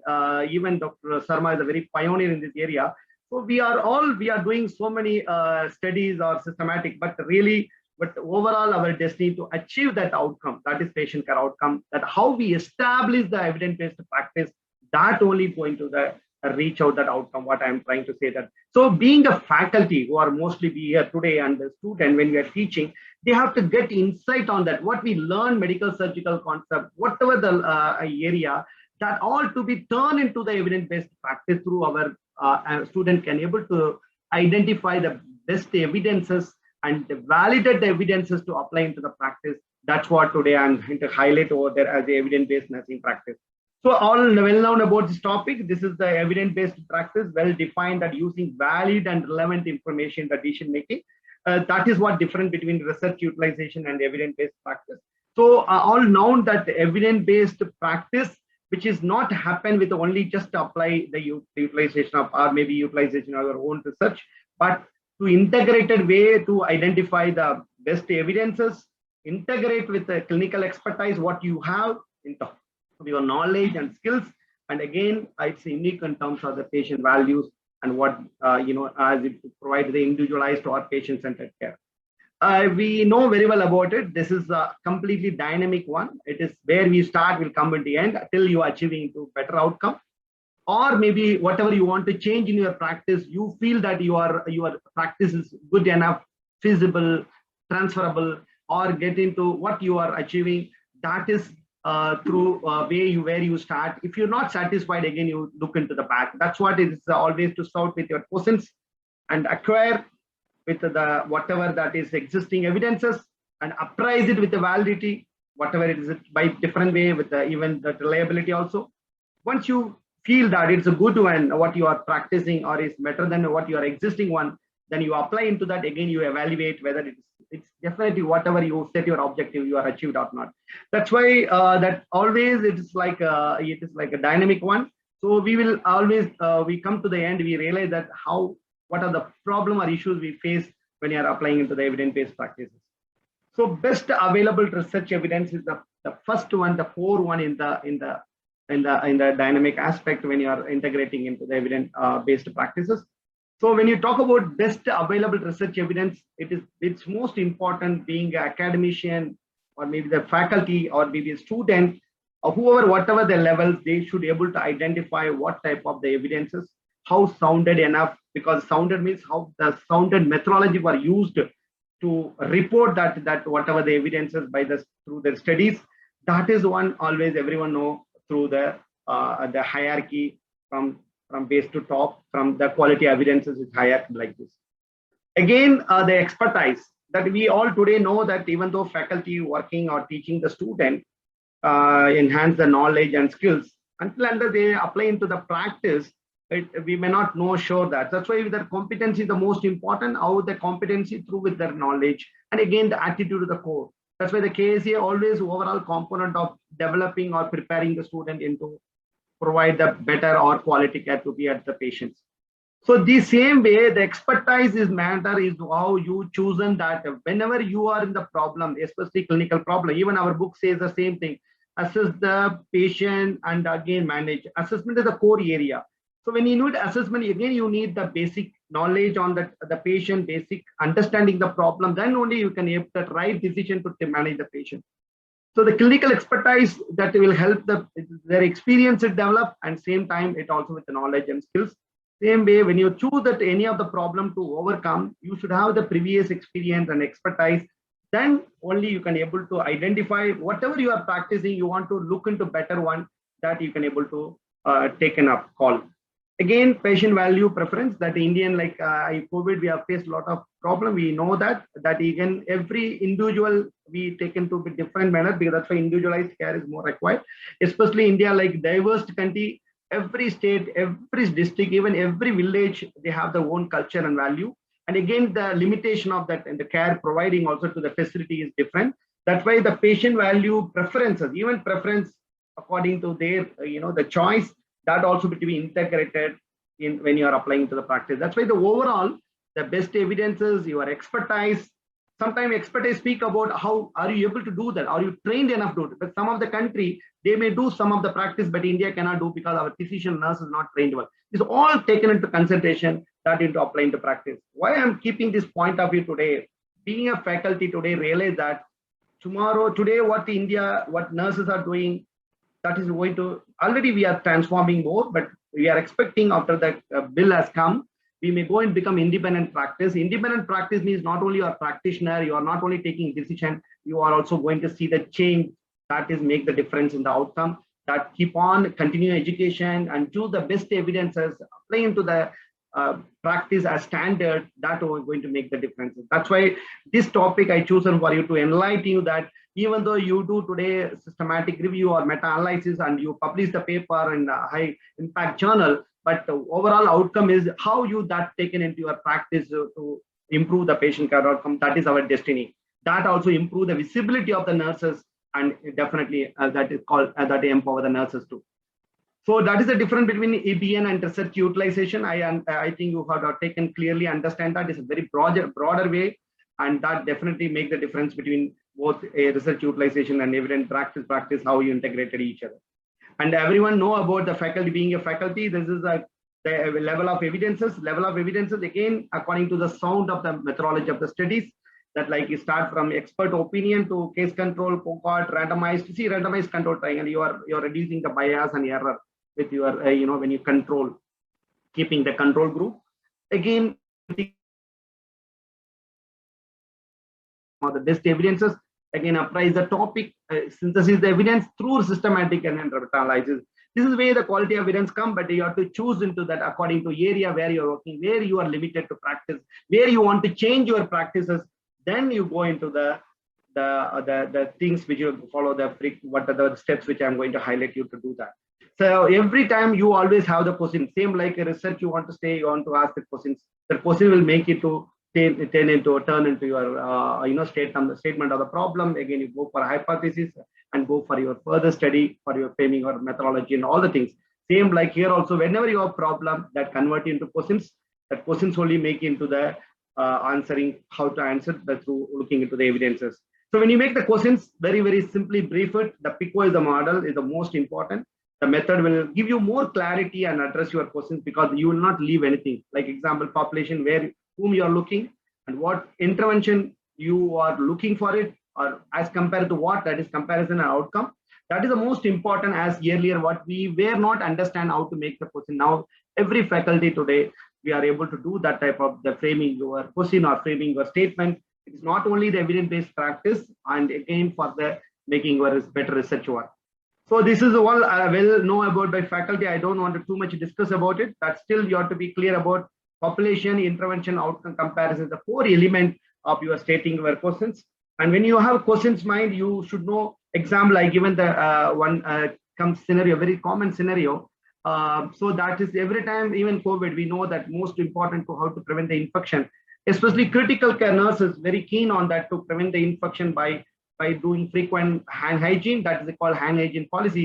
But still, hand rub is more easier way because that save your time. So you have always keep in your question in your mind, which is be better, whether the traditional one or using alcohol based, because overall outcome with the patient, we should not get infection further, because controlling nosocomial infection or reducing that is one of our major outcome that makes a lot of, to reduce that even the patient complication. So we should not, even though you save the time, that should not no compromise on that doing the hand washing. Otherwise, the hand washing should replace the alcohol based. This is a very common scenario. Keep on have a lot of questions in your mind, but simple question I asked you. That question you see how they frame it. In hospitalized patient, they use alcohol-based hand rub as effective as traditional hand washing in controlling infection. This like this, you make your questions, then you look for the evidences. I think every faculty know how to look for the evidences through their database. Today, well, good enough to see database, and all university-based hospitals, they have good into reach into that.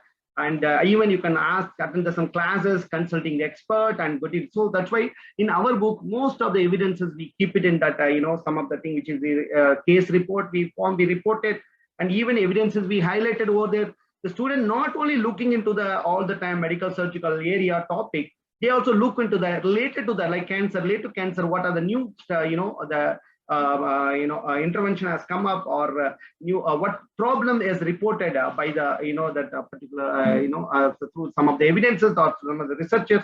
That all help you to rewind your questions, because it is not only for learning perspective, for understanding the concept, and also you prepare yourself for answering the question during the time of your any competitive exam, or you can see for the NCLX. It's really, that's why the evidence-based practices, which you well known about that setting your standard and overcome that the patient problem. You are not only that understanding the concept, you are mastery in the area, and you can stand anywhere to work, not only in India, any other country, because everywhere there is same similar standard which you are looking today as a global and global standard of nursing care. And the resources, already I mentioned that the different way we are able to look into that. Once you get the evidences, we get the studies, you should be validated, because today most important. So many studies are published, not even to the very reputed journal, or maybe not peer-reviewed journals. So we may get into confused because everything is in the Google. So we look into that exactly what you're looking. Is it related to your context, your questions? Is it related to your patient needs? And is it applicable for you? That all is, that come to through appraising the method, that is the study good enough to record to all your answer which are looking for it. And again, it's with change into practice, because we are look overall not for only the evidences. These evidences, is it able to change your practices? That we also looking into that. So that's why appraising the evidence with you and your team, or by through critic manner, that will come into the conclusion whether we can apply or not. So application is the most important. It's a great idea. I want to apply into that. That way, look, you start to do that. Again, you need to expertise again. Are you able to do that? Are you good enough to apply? Even I am clinical nurse, I am not have that particular experience on that. I cannot able to do that. So I need to train that one.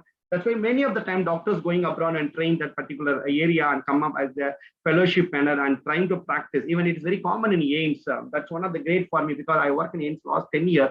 I was able to see their development, their how they achieve their outcome, what looking into clinical outcome, what you're looking. Because and every day they are looking for non-invasive, minimal invasive. You see that they wanted to reduce the burden to the patient, reduce the cost matter, how to achieve the same outcome. Same way nurses also looking today, because they want to look cost benefit manner also at the same time without compromise the quality. So how look into the patient concern and individualized care. These all achieve when you really to apply it and you see the outcome. And again, you to train the staff, because earlier there is no integration. You can see the Rishikesh is the role model, and Jodhpur, many of the institute today, they're coming up the integration model. The faculty working there and trying to integrate their knowledge with the nurses. They train the nurses. They see that they developed every guideline, protocol. This is not happen earlier. It was only happen in CNC Vellore, but now everywhere transforming this and all aims like institution. That is one of the set back, that is the benchmark. That also help to understand that we faculty to train the nurses to understand the evidence-based practices. It is not today, not happen. We cannot expect that we do at the time when the student passed out. During the time of student education, their preparation, so they realize. That's why this book, our book, what we are doing is because I was favorite on this book when I was doing MSc and Bachelor. Now I am very happy that I am part of the book and work with Dr. Sintamani and bring out that what the expectation in the futuristic manner, including the recommendation of INC, because INC now the new revised very exactly state that how you develop the competence-based and again evidence-based practice is a part of the curriculum today. I think you would have looked over to that. That is one of the very beauty that I see where we are looking, where we are moving toward that to achieve it. And again, the administrative approval is most important because every institution, they have their own criteria, own institutional, policy, and it's not possible to do everywhere you make the changes. The government is different than the corporate different than again primary hospital. So everywhere you look into their capacity, and again you look into their standard of practice. So and again it's maybe where limitation, even nurses limitation, that all make the things how you implement your practices and look for the outcome, sometimes short-term outcome or long-term outcome. But again you compare to the existing practices that make the differences in your outcome which you are going to achieve through it. I hope that we really, it is a very challenging today, that still nurses have done excellent. You have seen that nurses during COVID, they were able to practice at a primary level. Even earlier, Dr. Sharma said, oxygen nebulization, simple procedure, different level they are into practice. Even they train the community to take it into that, to educate them to do that at emergency manner to take care of themselves. That way we were very tremendous and extended role. We did it that way. The visibility came. Same way, whenever you implementation comes, that sometimes need of the hour, sometimes they want to change. Sometimes we are forced to change. So things have happened. So transferability is the most important. When you want to transfer something that need a lot of things to be taken up, but still we are accepting space now. We are able to transfer whatever we're looking for. That's why we need the team to develop always. We have to develop the team, doctors, everyone should be integrated team to develop interdisciplinary team. We have to tell our things, what problem, outcomes so far existing, what you are going to change through the changing of your practices. Definitely the team will accept. That is called the changing into policy of the particular evidence base which you are looking into that. So feasibility concern, cost is the majorly always target you, but still the patient improve with the mostly with the same cost, lower cost, definitely agree. If we increase cost, they will look into that. If major population point, like today you have seen vaccination is still we are driving more, even we have this lot of money for this. Sometimes the society, the change, society issues will accept you to go for the change. So that also sometimes happens. So feasibility is one of the concern. I already mentioned about cost benefit ratio and patient preference. India and country is very, very different because of diversional. So definitely very difficult to implement because every individual have different individual patient treatment, especially the patient respond to the treatment, patient respond to the for the disease, everything is different, individualized manner. So that's why, and patient accept your treatment. That is another one issue. And again, the patient have their status, economical status different. So all you consider that when you go into the practice. So it is India, we are working today. I think many academicians, researchers, very senior people today, they are doing very good in terms of their doing the systematic review, and very good journals are coming. Even TNI, I'm part of the TNI, I'm working now. And again, we are adding with the, PubMed. So already we are in the PubMed now. We are all, the change is happening in every system, everywhere, sector related to nursing in India. That is tomorrow we will come to definitely. We are working for that evidence-based center also that will collect a lot of information, evidences. You don't need to look into your some of the domain or maybe the database. Directly go into Center of Evidence-Based Nursing India. Tomorrow it may happen, very soon it happen, where the academicians are working, and you will get to that many things will guideline and policy, protocol, and even clinical pathway. I think many of the study I did it with the clinical pathway with my student. It's published and it's accepted by people in even heart failure clinic. That's all bring into changes in the system, changes in the practice, improve the visibility of the nurses. With that, I conclude that a logical plan, improve the quality of care, definitely EPN. EPN is the resource, work time, definitely take a lot of effort, but definitely outcome make them worthwhile. every patient deserves or based on the best scientific knowledge, and it ensures the high quality and cost effective care. I think Dr. Dipti was highlighted about our book, that whatever I said earlier, what the medical surgical existing medicine, which is it's going to be different what we are looking into, that the coming medicines, that because number one reason, we are both are combinedly worked. Dr. Sindhamani is a well-known person and well-known faculty in medical and surgical area. He's a well-known surgeon across the globe. So he given contribution, already know that this book already is contributed a lot, but now we sit together, we transform that in very different manner. We looking into the student to understand very easy. That's why we were changed so many things in terms of the nursing care perspective. Like example, NCP is given, especially most important care plan means very commonly highly prevalent in Indian scenario, like stroke, like CAD, which will be very expected that the student need to understand, need to look into that. Even though we provided nursing care in descriptive manner, we added the care plan with because we know I am also trained by all of my CMC faculty. We are very good in writing, teaching the care plan. So all my faculty, when I was, I think almost 1992, but I taught by all my CMC faculty, they are very good. I learned a lot. Even when they come to AIMS Delhi, I was so many things I transformed in terms of the residual. Even today, Dr. Lada Madam is there. She also trained from CMC. We were definitely the same method, same format I apply into that, in our book. It is really going to make a change when the student able to understand easily and they can able to do, because there's a lot of gap. When students learn in the in the theory room and again go to the patient, they are not able to write how to write the assessment, how to write the intervention. So these all I were able to see how to give the priority for writing the intervention and how look into the outcome, again going back to the assessment. So these all I looked into the concern, and it was well validated by other experts also, that I think that is be good for you to understand very easy manner as compared with other book, what I am able to see. And again, pathophysiology, this is again every time we are teaching to the student the flow chart, but with the student looking into the book, they were not able to get into that. They always in that paragraph manner, they may not able to link each other. Start from etiology to the complication should be linked to each other, or etiology or risk factor, it should be linked. That means how this risk factor turn into the again pathogenesis, means how the pathology was involved with a different system, how again it is transformed again to the manifesting, how it manifested as science system, again it to be if not treated, or maybe the treatment not effective, again how the complication developed, is all as integrated as in the flowchart manner. I think definitely it is the diagrammatic manner it is presented. I students really love to to see that, and they will enjoy with their book. Again, one more thing very specific for the faculty, because so many lesson plan, they are today, even the corporate, I have seen that they have to submit their lesson plan when they are going for the session. So they will submit also for the auditing purpose for their department. So this is guiding them. So many lecture, medical surgical, one of the vast area compared to any other book, because it is the matter of all system they have to complete.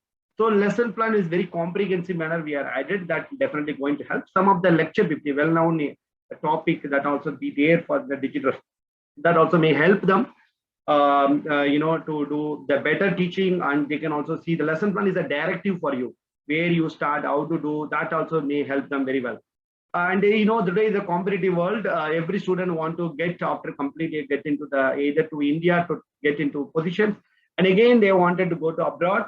So both manner, this question, the books is prepared them for, because we know that today the examination system not like asking A plus B, 1 plus 1 2, not like this, not in the direct questions, all clinical scenario based questions, and all it stimulate the student to think and realize that that 3 out of 4, which one I have to choose the best one. In that case, we given a lot of case studies, a lot of review questions, and that critical manner. And again, that Diti mentioned about the rationale for bridge to NCLS examination also, because someone want to go to another country, they can also take into that book. That is not to be prepared at the end of the course. It's what before the preparation of the student during the program itself, they were well aware about how to their mindset that how to go ahead with this. So this is all our input of this new book. I hope that you will be going to enjoy this, maybe going to feast for you. I'm again saying thanks to Elsevier be part of this book, and it was a great experience for me, especially Dipti. And thank you once again for listening to me, because it's lunchtime. Still, I am always non-stoppable when I want to talk. So still, I am stopping for the time limit. Thank you very much once again for Elsevier team and everybody, and especially Dr. Sharma, who is with me today to share my experience. Thank you very much. Thank you so much, sir. Thank you so much for that great, learning session. I am sure the students must have gained something, and also the faculty about the insight to both our textbooks from Dr. Sharma and Dr. Gopi both. Over to you, Priyanka. Thank you, Deepti. And once again, thank you, Dr. Gopi and Dr. Sharma and all the panelists who took the session earlier. So it has been a privilege for us to hear from all of you today. And we really look forward to the release of the new edition of our Potter and Perry Fundamental of Nursing and Lewis Medical Surgical Nursing. Thank you again. A big thanks to all our participants also. We understand that there are some questions which could not be answered during the session. So we will share them with the panel and we will try to respond to them on the email.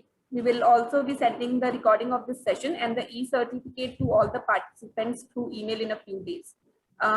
With this, I just want to request you in the end that there will be a short feedback form on your screen after you leave this webinar. So please share your inputs with us. Once again, thank you for giving us your time today. Thank you, everyone. Thanks. Thank you, everyone, and goodbye. Bye.